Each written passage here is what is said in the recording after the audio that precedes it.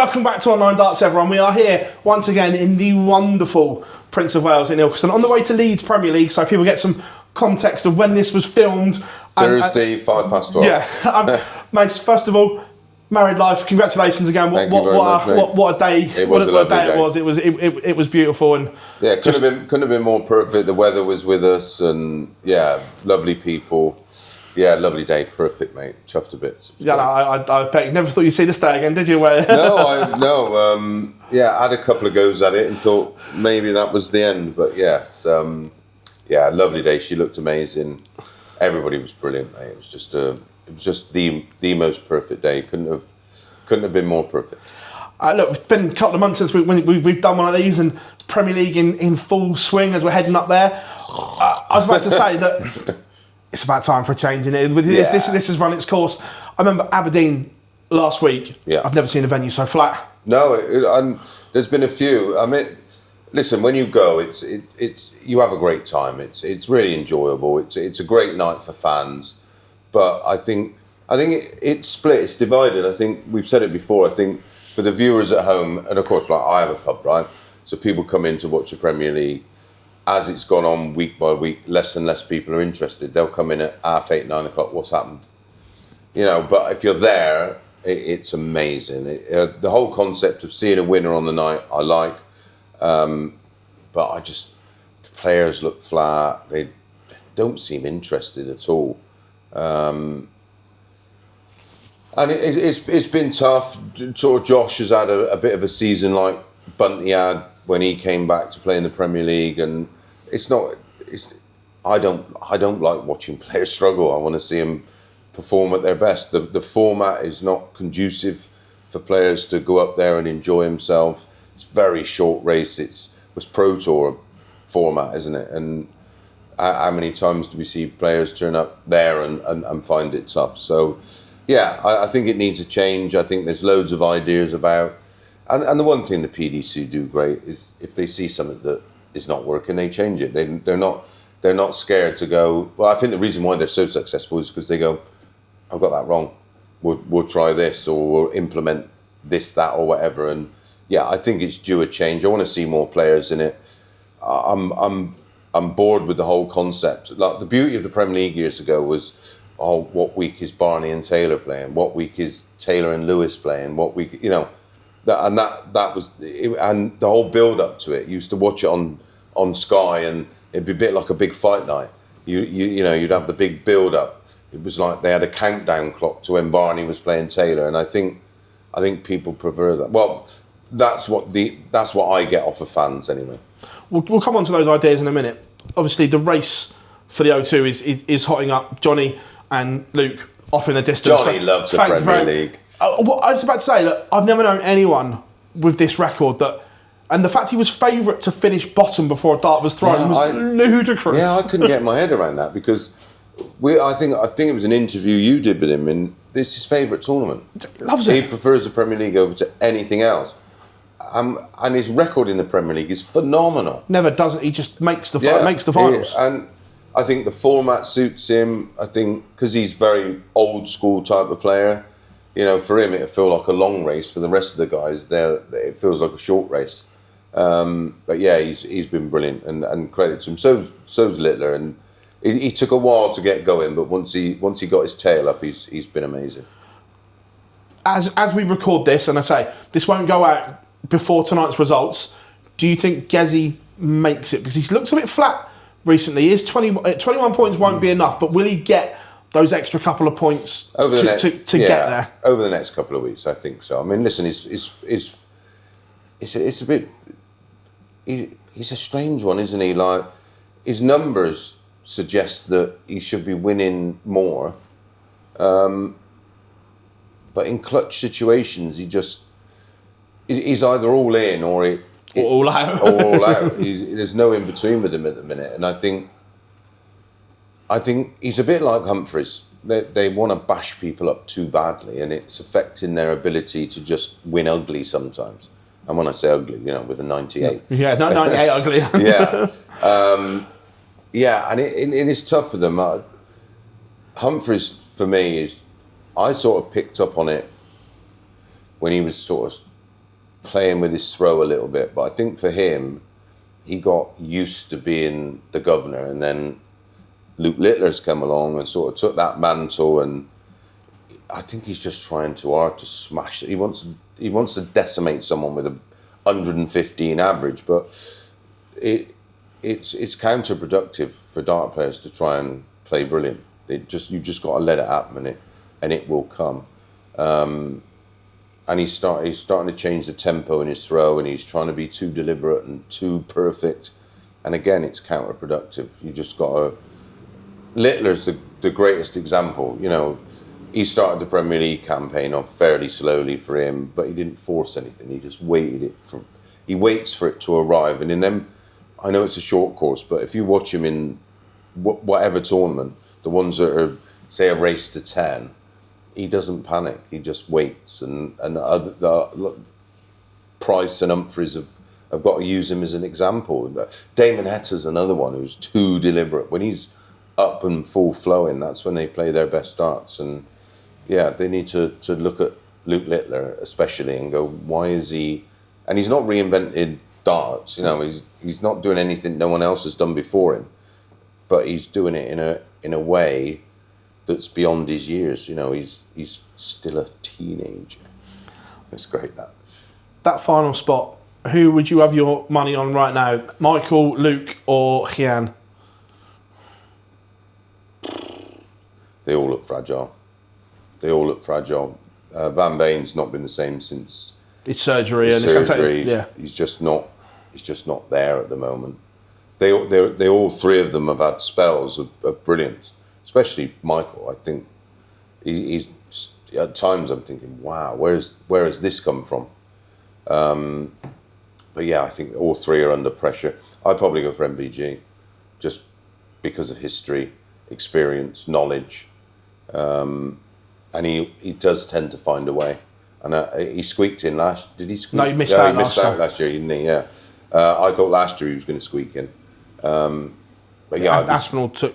He did, yeah. Right at the end, wasn't it? Yeah, Sheffield. It was Michael had to win the night. Aspinall had to beat Michael in game one, and he beat him in the first game. Didn't he? Yeah, that's right. I'd probably just side with Michael. Luke and Van Veen just don't look convincing to me at all at the minute. Just out of sorts. And is it because they're missing a lot?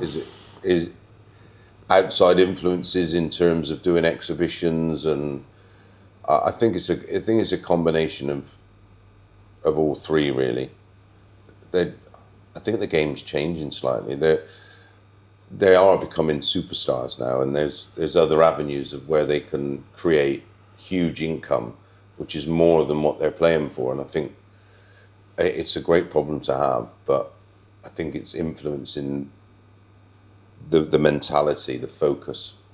Well, again, Vincent's been quite critical. I know we only get the Dutch translation. Yeah, which I don't try to do. Of it, but he's been very critical of Michael's lifestyle at the moment, and he's like, look, if he wants to do that, then fine. He has every right to, but you can't do that. You can't have that lifestyle and be the best in the world. It's one or the other. Fail to prepare to fail.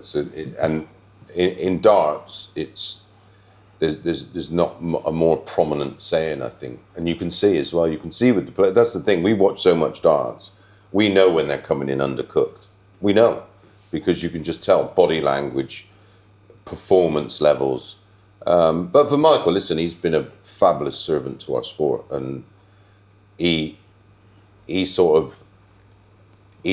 not taking it to a different level than Phil, but it's a bit like... He did it differently to Phil. It's a bit like when Jimmy and Alex Higgins and all that, you know, although they weren't as prolific as Phil or Michael, but you need someone else to step in and you need a dance partner. Yeah, and Michael did it unbelievably well. But listen, I remember him when he was 15, and he sort of carried that, he's carried that whole thing on his shoulders of being the governor for a long time at a very young age. And I don't mind him having a bit of sort of time for himself and his kids and what he's been through as well with his marriage. He's entitled to just, and he's young enough that he can step away and step back. That's the beauty. It's not like he's in his late 40s or something. He's he's still a young man for a dart player, and I just think, sometimes with especially the young players, they don't get to be young and enjoy their wealth and superstardom. And sometimes I did it without having wealth or superstardom, which was brilliant, and I wasted the rest. I don't mind what Mike. Like I said, he's had the weight of the world of darts on his shoulders for a lot of years, and he's carried it well, and he was unbelievable. Right now, he's not that force anymore, but that still doesn't take away already what he's done for our sport, and now it's on Luke Littler's shoulders, who doesn't seem to have a care in the world, which is fabulous. Well, here's one. Michael's provisionally going to drop to World 20. Now, I don't think he ends up there because this is all just first round money on, but provisional World 20. Let's just say he goes somewhere between 16 and 12, right? Let's say he ends up in that group. If this time next year it's the same he's full or worse, does he walk away? Because does he want to? He doesn't want to. He won't be remembered as this journeyman that plots around. We had that same conversation about Peter Wright, haven't we? And that's several what I mean. other players. And no, I don't think. I think Michael's got too much pride, and he won't want to be that. He won't want to be that guy that just has a good game every now and again. But I'm not sure with him. I know him. I'd like to think I know him quite well, but I don't know him well enough to know whether he's prepared to read. Hard graft in. Yeah. No, it's like Marvin Hagler said about. So once you've got silk sheets, don't do your 6 a.m. runs. Exactly, and I'm not sure he's wealthy enough. Listen, he's done enough anyway. Like, he can do whatever he wants, and I wish him all the best in whatever he does. But I've got a feeling that he will go, what am I? There'll be a moment where he'll go, what am I doing? Well, how am I 20 in the world? How am I getting beat by, players that predominantly shouldn't lace his boots? But that happens. Nothing lasts forever. But either way, I think he's been incredible. Well, this is the thing. Again, Vincent said it, and I agree that these young players, they're hungry. They live and breathe. Well, they want what he's got. They live and breathe the sport. And to get back to those levels, you've got to live, breathe, and work hard. And a lot of players don't. We've seen that. We've seen. You get two types. You get Michael and Phil, who when they made it didn't feel like they made it, and then you get players who get a tour card and think they're pros, and they're not. They're a million. But yeah, I don't know. I got a feel. There'll be a light bulb moment. Yeah, but the throws broke down. The wrist is terrible. But it just shows how talented he is. That even though his throw's totally different, he can still go up there and pump numbers. But yeah, I'm not so sure where he goes. I don't think he's that guy who'll be 21 in the world and getting beat early everywhere. I don't see that from him. I think he's got too much pride. Well, obviously on this, that it's the match play is on the horizon. And a lot of players missing out. I was about to say, this feels a real change in the guard right now. There is a lot of established TV names that nowhere near are a million miles away from the Winter Gardens. And not only are they defending money from 2 years ago, they're at a loss because this is the first year of the increased prize money. So it's double bubble. So it's a massive situation for a lot of established names right now. Yeah, there's a lot missing out. I think you did summit on the live lounge. Yeah. And I sort of had a quick look on dart rankings, and I was like, wow. And there is some big names. Cross, Chisnell, Smith, Wright. They're just the ones that I'm thinking off the top of my head. Yeah, players that we sort of are synonymous with being in the Grand Prix and the match play. And you just think they're going to be there, and they're nowhere near. Chizzy's a real big concern, but there's been some positive signs. Rob Cross. It's good game, bad game. Again, there's no consistency. Yeah, I just don't think he's recovered from that well-documented problem he had. Problem. That's funny. Yeah, I just don't think he's... that burden is still weighing I heavy. think his head's gone. His head's gone. If you think of, say, him and Peter Wright, they were always positive, or even out of a negative, they'd be like, I'll bounce back. You don't hear that from them now. It's almost like an acceptance. But again, it will be. I think the problem is they get so comfortable with the lifestyle. We didn't have to worry about that in our day because the wealth wasn't there. Certainly not for sort of outside top, well, even inside top 10 players, but outside top 10 players, we all work. Well, 90% of the players worked because you had to. So you didn't have that concern about getting used to a lifestyle. You think of Michael Smith and the lovely house and nice cars, Rob Cross, lovely house, nice cars. Well, they all come at a cost, and you've got to keep up that lifestyle, but you've got to keep up that wealth and that income to manage that lifestyle. I live off 20, 30 quid a week. Don't need any money, mate. You know what I mean? I don't do anything interesting anymore. Where with them lot, they're driving around in fucking big cars and big houses, the big bills, and I think that adds pressure. And a lot of them do get advised, like live to your means. You know, I had a champagne lifestyle on a lemonade budget, and it soon catches you out. And again, it adds pressure. You know, there's no good having a Rolex on your wrist if you can't afford to pay for it. There's no good driving around in a roller if the payments are thousands a month. We can't afford to put petrol in it. Exactly that. And I think there's a few players that are going to get caught out from that, which is not their fault, because dart players predominantly are working class people that not the brightest in the world. You know, they don't really know. They're not economists or anything like that. But all of a sudden you're thrown in and you're in the limelight and you're getting paid tons of money, but it don't last forever. And that's what made Phil unique. You know, I remember talking to Phil when he won his 10th world title, and it was like he'd won his first. You know, and always lived a normal life. You know, never had he did buy some nice cars, well documented. Driving a Ferrari to IKEA. There you go. Bertie Big Bollocks, I think it was. But yeah, he's like, he wasn't extravagant, and I think a lot of players have been extravagant and now are under pressure to maintain that lifestyle, and it's tough.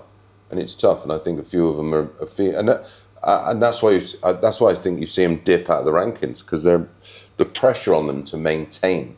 Because if you're outside the top 16, of course, you know, unless you're a huge name, you know, Michael would always get invited to World Series events and Premier League and everything else, but for the rest of them, not the case. Matchplay is always so vital for these players. It kickstarts what we call the season, the business end. It's that start. It is the start of the. Now, when you're missing that, that's going to hurt. And well, if you miss that, you genuinely in trouble. Miss the Grand Prix, and then you're not in the Slam. And before you know it, you're going, "What am I in?" You know, scrape my head and Europeans and Players' Championship finals, and then you're thinking. And if you miss mine head, the likelihood is you're struggling for the Worlds and your card. Yeah, and your card. Yeah, it's tough, really tough. But I don't envy them at all. It's just you just got to get on with it. You just got to get your nut down. And I don't know whether it's distractions and I mean they play in these galas and earn tons of money, but is that really good for your game? Me now personally, I'd be head down tournaments, think about retirement, galas, exhibitions, to fill that void of where you're not a pro anymore. And I think a lot of them do it the wrong way around. On professionalism, like you said, dart players, is that going to change in the next good guy 10 to 15 years? with the academies that are coming through, like it's not born out of a pub, it's not Joe Average anymore. These players are now being bred through planned. The JDC Academy and so on. So are you hopeful that this changes with this new breed coming through? I think the next evolution of the JDC will be player management. Steve's been around long enough and played at a high enough level to know the pitfalls, and I think he'd make a great manager, someone who will influence and guide young players of and make them avoid the pitfalls, make them understand how important it is to be dedicated and driven.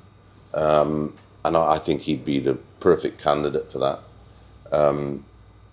And I think that's the next evolution. I think we've spoke about sports psychology multiple times, and we've seen the meltdowns of players. Cameron Menzies is a perfect example of the pressure these guys are under now. And I think, like you say, because they're not born out of the pub, or they're not, we've got to. Last 2 World Championships snooker. First Chinese one 12 months ago. 12 months later, another one. That's not an accident. That's a product. And I think that will be the next evolution in our sport. I think, like you say, because they're not like we were going to the pub with our parents or out of youth clubs, and it's just, you're just producing a different type of player. And I think they've got to be guided as well. We had no guidance. We had no one to tell us what we were doing right or what we were doing wrong. And most of the time, if you think back, a lot of us face the pitfalls of that. Where now they're superstars. I walk around the supermarket, what I get asked about is Luke Littler or Beau Greaves. It's crazy. No, it's a good segue. We got flamed for this, by the way, telling everybody that she was going to win a Pro Tour. And the abuse we got was insane, right? But again, I get flamed, as you do, for talking about numbers, right? But they don't lie. And she's case in point. Another 9-darter, and then wallop, wins a Pro Tour. I couldn't be happier. Wonderful dart player. Wonderful dart player. I don't care whether she's male, female, or whatever else. What a player. What a player. And it was interesting, her interview afterwards, where she was like, I never believed I could do it. To this day, I still don't think she knows how good she is. Probably not. I do when I watch it. I think, God, thank God I'm not playing anymore. She is just remarkable. Like, the numbers are just insane, and the throw is just a thing of beauty. And I am literally chuffed to bits for her. Like, literally chuffed to bits, because Fallon broke down some boundaries and everything else, and smashing the glass ceiling and all of that. But Beau she's an anomaly. We can do this now, like the whole Noah thing, and the PDC stance now on that, which should have been done years ago anyway. Why don't women want to play in men's sports? Why not? I agree to a point, but I think... But why don't women... Why do men clambering to play in women's sports, but women aren't clambering to play in men's sports? Look, I agree that disparity in numbers is huge, but I genuinely believe that with the way the academy structure is now set, I think we will see more women competing in 10, 15 years because they've come through that pathway, their careers... No. There's been so many studies done. Linda Duffy she's done a peer-reviewed paper on it. Again, I don't have opinions. If I want to talk about something, I research it. So years ago, they had 53-year-olds, 25 girls, 25 boys throwing a ball. And then they tracked them every year. A woman's brain or a female's brain is constructed different, right? Just is. Just is, right? It's not. It's a physical and a psychological thing. They cannot do you will get anomalies, and she's one of those. Okay, right? Ridiculous. Watch a girl throw a dart. Watch Beau Greaves throw a dart. Just get a girl in the pub here. I have women's darts. I watch women's darts as much as any pub darts, right? Why do they? Right, because they're made up different. Their structure of the physiology is totally different. There's peer-reviewed papers. Go and read it. It's not a sexist thing. I'm not anti-women or pro-men. They're just different. Every now and again, Leanne Maddox, right? One of the best players I've seen, full stop, male, female, right? But that's one of millions, right? Just go and watch him throw a tennis ball. Just go into any school, get 50 girls and 50 boys and ask them to throw a tennis ball. All the boys, 49 of the boys will throw a ball like a man does, or a male does, where the other girls, the 50 girls, probably one will throw it aggressively. It's just the structure of, it's the genetic structure and the way they're formed and how their brain works. Because as you track them through 3, 4, 5, 6, 7, 8, 9, 10, everything changes. Everything changes. Well, is there anomalies? Beau is one of them. Fallon's another one. But if you predominantly watch female darts, they don't throw like either of them two. And that's just 2 of how many thousands of women's darts or women players do you watch? It's just one of those things. So when I hear this bullshit, oh, no, there's no different, why can't... Listen, PDC's open category. No male, no female. Oh, right? Yeah, it's just that. Right? I'm going... But again, why aren't women clamouring to play in male-dominated sports? Because they can't compete. Whether it be physically, psychologically, or just structurally. Why isn't there a female snooker player like Ronnie, or Steve Davis, or Steve Nendry, or John Higgins, or Mark Allen, or Sean Murphy, or Mark Williams? There isn't, is there? Rhiannon Evans, she was very much like a Trina Gulliver, right? Incredible snooker player. Same as Trina.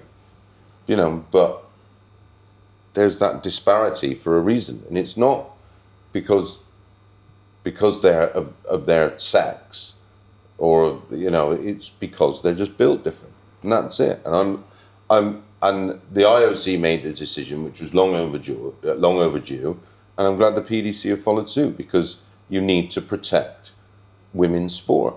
Women should play darts with women unless they want to play with men in an open category, because I can't go and...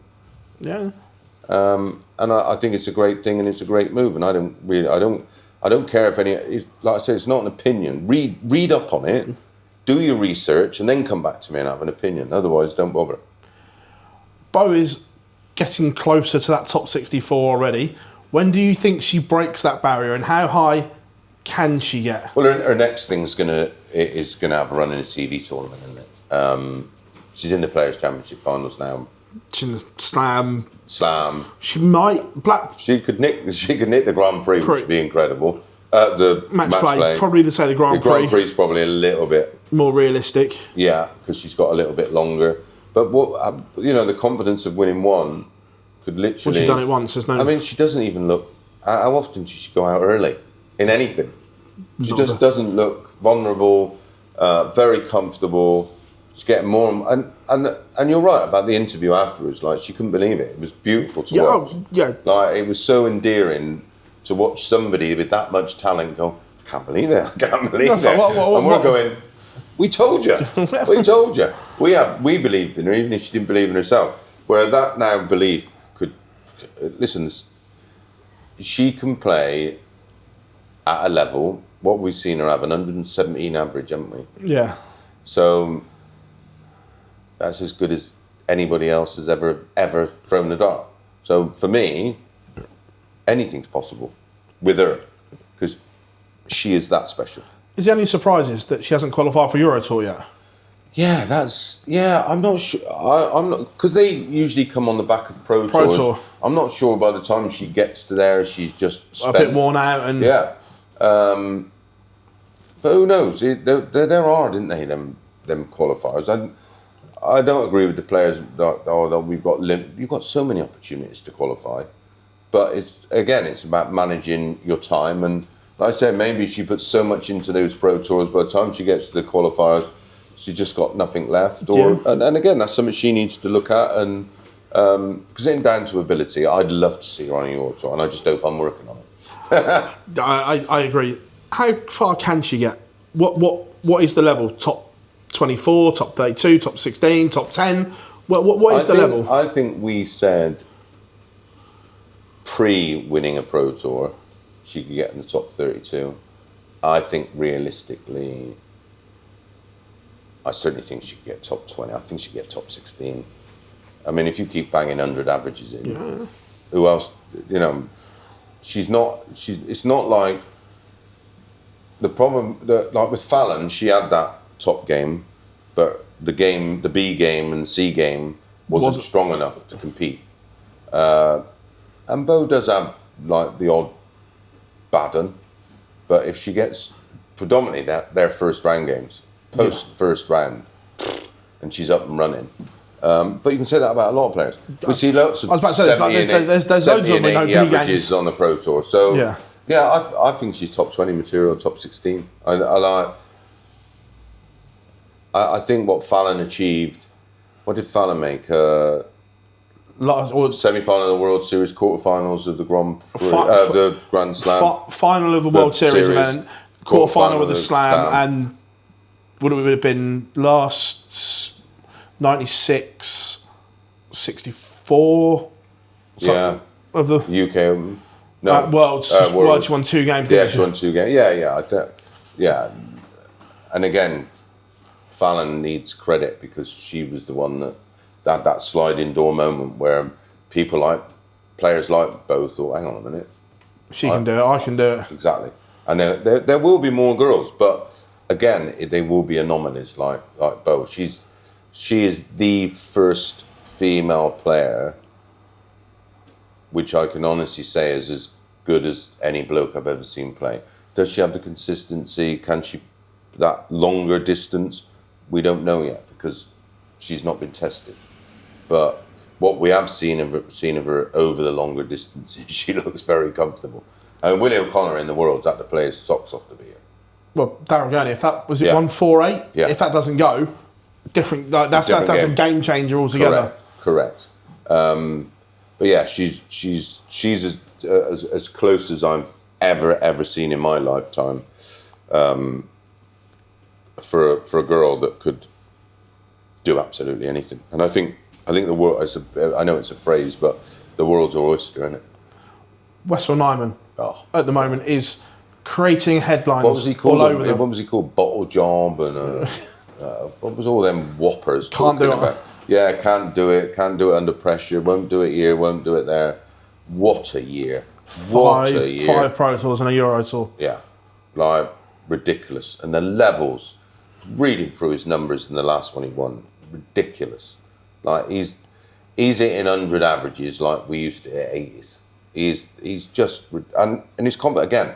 We talk about Beau and confidence. There you go. It's a perfect example. Once he's got over the line, floodgates open. Now he can't stop winning. And I think he's a lovely story. Held his hands up, made a mistake, got involved, and then couldn't get uninvolved. And it's easy for people that don't understand what that predicament is like to criticise him. What we should be doing is applauding him. Like he's turned his life around. That should be applauded. Like, but people won't because they've got an agenda or a very sad, silly little life. For me, I think he's a great example of what you can do with your life if you're given a chance. And he got given a second chance, and look what he's doing with it. Credit to him. I think he should be applauded rather than criticised. On the provisional, he's up to our number 12 already, and that's without a single run in a major this year. In a major. Yeah. Now, 2 years ago, he wasn't in any of these, so this is all free money, ranking money. At some point, he will have a run. Now, I know this is early. Does he have to be in Premier League? If this trajectory carries on, is he in conversation? I'm not saying get one, but you can't ignore these numbers. From next year when they go from 8 to 12, and nick my idea, that they'll claim to have thought of, listen, we had this discussion. We thought he was a top 10 player. Now he's going to be in the next few months. He's a top 10 player, proper dart player, eye scorer, young, speaks well, looks well. He's Premier League material, isn't he? He's another Van Veen. And this is the changing face of the Premier League. These guys are hungry for it. They want it. Like Aspinall. We know if Aspinall's in that Premier League, he's going to turn up for 16 weeks and work his bollocks off. He ain't going to give one game away, one leg away, one throw away. And that's the players we want in the Premier League. They're the showpiece players of the PDC. And where we used to have maybe half a dozen, now we've got like 10, 12, 14, 16 of them. Yeah, I'm going to do the Premier League. 12 players, 12 weeks, put a draw in. After 12 weeks, or however many weeks it work out, you then go back to, you 4 get bumped out, and then we go to the format we got now for the final 4 weeks. Top 4 qualify for playoffs. Job done. Job done. I don't want to watch Luke Humphries or Luke Littler again for a year. I'm bored of it. I don't want to see that over and over and over again. Punters are bored with it. Like I say, I get a great insight. We'll have start of the Premier League, 30, 40 people come in here. So I do a thing, predict the first 4 matches, win a 50 quid bar tab, free. Right? First 3-4 weeks, 30, 40 people in here. Now, 15, 20, they're bored of it. They're bored of it. What the PDC will understand from a live gate point of view, it's brilliant. They love it. But then Sky must be looking at them going, oh, numbers are down. People aren't watching it. They're bored of it. Or they're tuning in for the last couple of games. Or they're tuning in for the final. And this is what the PDC do brilliantly. They have these people that understand the data and the numbers. So they'll know it. They need a change. And the game's so expansive now. We need more players. People want to see new players. I want to see how Nijman handles it. I want to see him up there, duking it out with Littler. But twice in the campaign, not fucking 8 times. I don't want to see it. And it ain't good for the players either. Especially, and he's not, I don't think Littler's dominant either. I don't think that's what it is. It's a weird one, but it's almost like once he gets that first game done, you feel like, oh well. You missed your chance. Yeah. If you don't get him early, you don't get him at all. And we've been saying that for the last couple of years. But I enjoy the Premier League, but I just don't enjoy seeing what should be. Right, we've waited 10 years for AJ and Fury. Right? Do you want to see it 3 times? Twice is enough. Do you want to see Dubois and Usyk again? No. Do you want to see Dubois against Fury again? No. Right? Once you've seen it, and that's a bit like the Premier League for me. I'm just done with seeing the same players duking it out every week. And like I said, I think if they changed it, you imagine the countdown clock, like 1 versus 2 in the world. Or Price versus Van Gogh or... Correct. If MVG's in it next year. Well, this is a point that, look, we know that Michael's going to be in. But is the sport, or does the sport need to almost forget reputations, and do players need to be in things on merit, not reputation? Yeah. Well, there's a few things got to change. They've got to change the Players' Championships and make it top 16 in the world, because... You beat me to it. I was coming to that. Few and few of the players now are going to commit to playing in the Players' Championship, because quite frankly, it's lost its mojo, which is quite sad, because we were the forerunners in creating a Pro Tour. We did it on our own back in the day, 50 quid each. First 128 entries were guaranteed to be in it. And it was £6,400 prize money. 2,400 the winner, I think I got when I won a couple of those. Now it's 15 grand and the players are not even asked. And again, that's an example of how far we've moved on. And it's not a negative thing, it's positive. But I think to ensure that we get the top 16 in the world, I think we just do a similar type rankings, top 16 in the world, and then the next 48 to keep it, if you're going to keep it at 64, because I don't think you can put more than 64. And that gives players more to play for, because I'm doing Leicester next week. 15 players have already pulled out for Tuesday's Pro Tour. 15. And great for the rest of them on standby and on the top up. They're getting an opportunity. And the same thing will happen with the Players' Championship finals.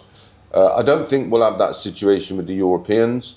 But ultimately, if I'm the broadcaster and a sponsor, and I've not got Littler and Humphries and Price guaranteed to be in those events, you're going to go, hang on a minute, change the rules. And I think they have to. I don't think there's a choice. You've got to have the elite in your premier events, especially your TV events.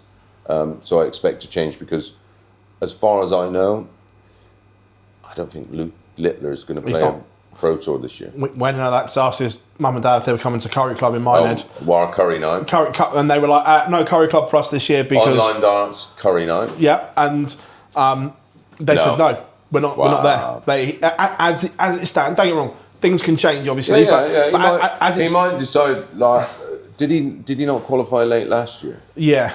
Yeah. He might go... Did he win one? He did, didn't he? He might go, fine, I'll go to Wigan. Yeah. But as it stands, he's not doing any Pro Tours. Yeah, and to be honest, like, I suppose if you're that good, I mean, I used to think, well, you've got to play the Pro Tours, sharpens you up, gets you ready. But again, the landscape has changed in our sport. They're a different breed now.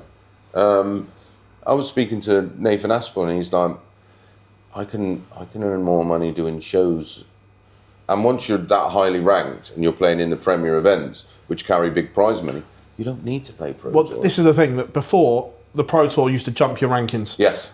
Now, it doesn't make a dent. The only thing that puts a dent in it, and this is marginally... I mean, I remember we having this conversation, you actually disagreed with me, which is quite funny. I'll try and look back and give you a sample of it. When all the players are going, oh, well, I can't get in the top 16. Look at the shift since a lot of the players come out with it, they're given an advantage. No one's going to drop out the top 16. The shuffle in the top 16 in the last 12 months has been incredible. All right, maybe not in the top 1 or 2, but outside of that, there's a lot of movement. But that's European Tour, it's not Pro Tour. Oh yeah, 100 European Tour makes all the difference. Yeah, huge, because the prize money is, well, it's like winning 2 Pro Tours, and they're hard enough to win 1. But I think the prize money in TV events is going to increase, and I think we'll see less and less people that are concerned about European tours. I mean, Gary survived without playing a European tour for nearly a decade. Yeah, as I say. So, yeah, it's exciting. I like the shifts. I like the landscape moving. I like the idea of players sort of going, I'm not asked, I'm not doing it, because then the powers that be have got to then make an influence and go, right, we've got to influence these guys to play in these events because they are important, especially European tours. But I can see a time where Pro Tours I think they are already, aren't they? They're pretty relevant to the players. They're not that, especially if you won a few of them. If you haven't won one, then it's different, winning your first one. But I think for the top boys, they're like, take it or leave it. That shift is, and I agree that I think there are shifts coming, and protecting the top 16 as well, going with them. I don't think they're protected. Not protecting, but like inviting the top 16. Yeah. Does that then also free up that you can do more with the World Series, because you can put World Series events on then once Pro Tours are on, and you haven't got to manage because at the moment they're delicately placed because of the way everything goes, where now you haven't got to worry about these eye-catching events clashing, so you can then put those events on and not worry about it. No, I did the first World Series events when they came along for ITV, of course, and they always feel like they're just sort of, let's just stick this on. There's no real, it doesn't have enough prestige. Where if they do this with the 16, where they're guaranteed, you can make these more. You can give them designated slots every year that you know. Almost, it's like right, but it's going to flow around the world. Yeah, and I'm sort of trying to put it alongside sort of like a golf tour, or let's give it a boost. And for me, it's too quick, and it's like just crammed in over a couple of days, and there's just not enough prestige about it for me. And I think they're missing a trick. I sort of get it. It's a tool to take the product global. It certainly worked in New York, thankfully. But again, that needs to expand to Canada. I want to see a World Series in England, in Scotland, in Ireland, and in Wales, because we don't get enough darts now. I know the Premier events, the Matchplay and everything else, but they're not accessible to a lot of the people. You can't get a ticket. The Matchplay 1,200 in it or something like that. You can't get one. You can't get a ticket for a Premier League. You can't get do some World Series events. Put them in big venues and see if they sell out. I think, expecting people to go. It's like the European tour. I was going to say, are we not part of Europe? Obviously not. But you know what I mean? Like, why not a European tour in Ireland? Or exactly. Like, Ireland's been... Wales is starved of darts. What do we get? One event, Cardiff. Well, and the Welsh are huge, massive influence over the years in darts. Ireland, we used to have the Grand Prix. That's now in... Leicester. Like, don't tell me there's not a venue in Ireland that can have a European tour event. That have a European tour or a World Series. When we say this, everyone says Killarney, where the big Killarney Festival Darts is. Amazing, beautiful place. Could host a European tour easily. Absolutely, it's beautiful there as well. The hotels there, everything's there. Like, literally, it'd be perfect. I just want to. And I get it. Listen, the European tour is the most amazing product. I actually enjoy working on that more than probably outside of the match play. It's amazing. The atmosphere, the fans, the attention to detail, and just the way it's produced, the product, everything. If you, like, I always tell people, if they can, I tried to get a ticket for a match, go to a European tour. You'll have more fun. It's literally a party for 3 days. It literally is just immense. But I want to see something in Ireland, Scotland, and Wales. I just think they're being just robbed of our sport, and they were so massively influential in our sport that they're the places I think they deserve it. I think, why not? Why not? I'm sure the lads will sort of go, well, I'll tell you why not, because X, Y, and Z. But I've only got to look at my mates who are putting on shows in Ireland, Scotland and Wales, and the demand for the players and the demand for tickets just for exhibitions. I think it would be huge, and I think it would endorse the product, even more so the World Series events. And I know there's only so many weekends of the year, but then do we need more Pro Tours? Why have we got 34? Why? Why do we need so many Pro Tours? What for? Especially when you don't get any money for losing in the first round. It's not like it's an income for the players because you're not guaranteed any money. So what's the point? Bin them off. Have 20. Free up a bit of time. Put a midweek World Series on or a midweek European Tour on somewhere. Wednesday and Thursday night when the Premier League's finished or something. I don't know. But yeah, I think we're being starved of a product we created. It's just, I work on it, so I know. I can't get in my car and drive to a European tour, but I can if I go on the the old shuttle. Well, yeah. Usually it's 2 flights and a cab and a train. But yeah, we've gone right off. Yeah.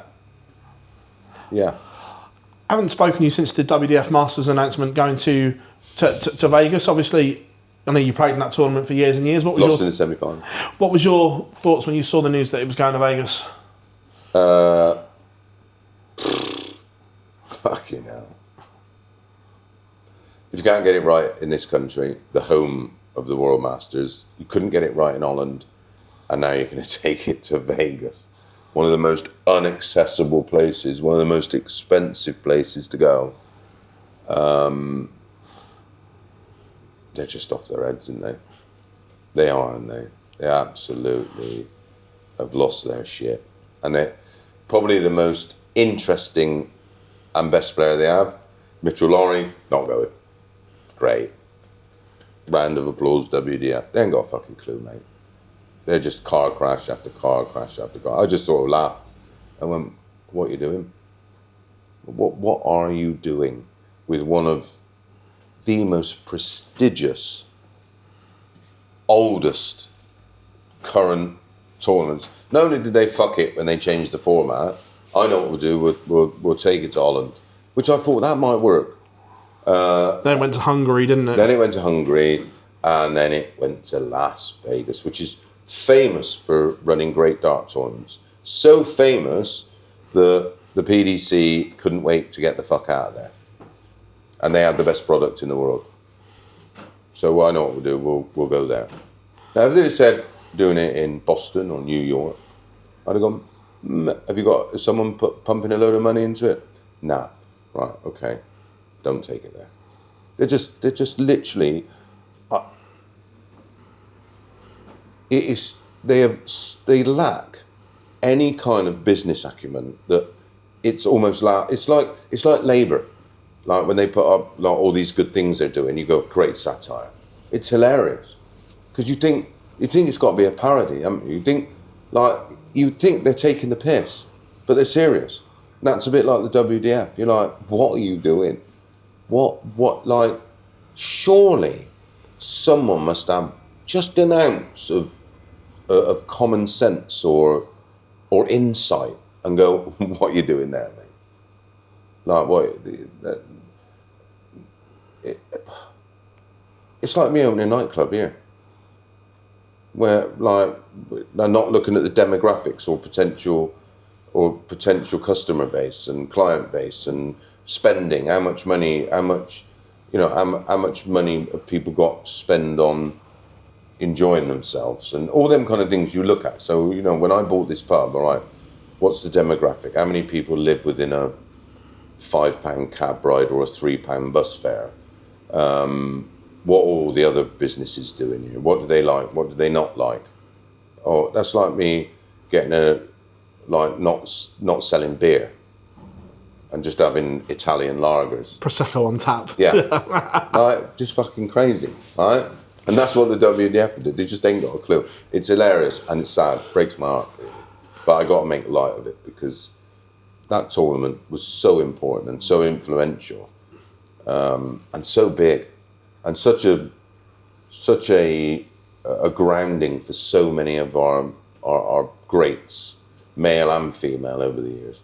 But yeah, they've lost their shit. How excited are you to see Mitchell Laurie's development? I know you've watched him on the JDC. My boy. Wee socks. We shit. He's massive as well now. I know. The last time I've seen him was about this big. Now I'm like, oh, mate. Does he go and get a card straight away next year? Yeah, pisses it. Absolutely pisses it. He's as close. He's probably a couple of years behind Luke, but as close as I've seen. And he's just got this swagger and this arrogance that's like I think I said to you before. He's as close to Bristow as I've ever seen. He's just got that swagger.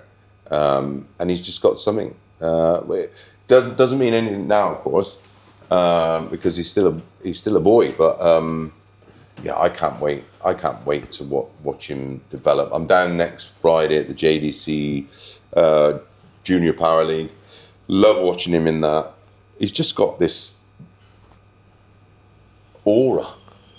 Like, not many people walk in a room and I go, and he walks in, he's like, all right, mate, boy. And I'm just like, this kid's got it. He has got it. And he's got it in spades as well. And I think, I hope, and I think he's just going to get better. Because he's had this growth spurt. And we've seen this with players before. It takes a while to adjust. We've seen it with Leighton Bennett. We've seen it with Benito van der Pas. Yeah. It went from being that big to over 6 foot, and they struggle. But he seems to be coping all right with that. And he's just got a thing about him. I think he's special. Littler against Laurie on a big PDC stage. Excited for that then? Yeah, well, that could be our next genuine rivalry. Because we don't really have one at the minute, do we? Well, we've got, obviously, Littler against Jan. That's been going on there. Yeah, that's box office. Yeah, we don't really have one at the moment. And Luke's a lovely lad.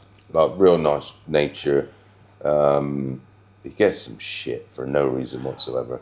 What did you make of all the stuff in Manchester between him and Van Veen? Yeah, my read of it, right? So I'm watching it, and then I've seen the meltdown on Facebook, right? And I was like, did I miss something? Because for me, right, Van Veen fucked it, had one dart left in his hand, what the odd number, right? Now, if he needed a double, that's a whole different conversation. Didn't need a double, couldn't hit a double, just had to split and leave a double. And Luke's looked round, looked at his little corner, revved the crowd up a little bit, right? And then fucked it himself, right? And then, like, what's Van Veen turning around looking at him for? Your turn's pretty much over, mate. All you've got here is a 7, I think. You have 15 left. 15 left, yeah. Right? Just get on with it. Like, what are you looking around for? He didn't do anything prior to that. He didn't G up the crowd when you're going for the double 15 and split it. So if you want to blame anybody, blame yourself. Because you fucked it, not Luke. And then Luke fucked it, handed it back to him, and he won the game. And then everyone's sort of like, oh, what would you have done? Nothing, because you've never been up there, right? That's the problem. We've got so many experts that don't know what it feels like in that moment. And Luke's an entertainer, right? He wants to get the crowd jeered up, and he looked at his little family and his missus and that, and he's like, come on, give me that boost.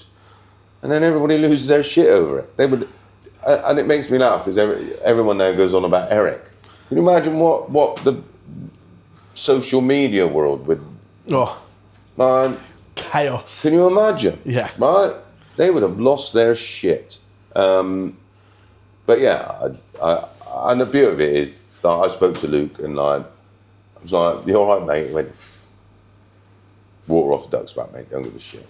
Don't give a shit. And long may that continue, because he's carrying this sport on his own at the moment because no one else is stepping up.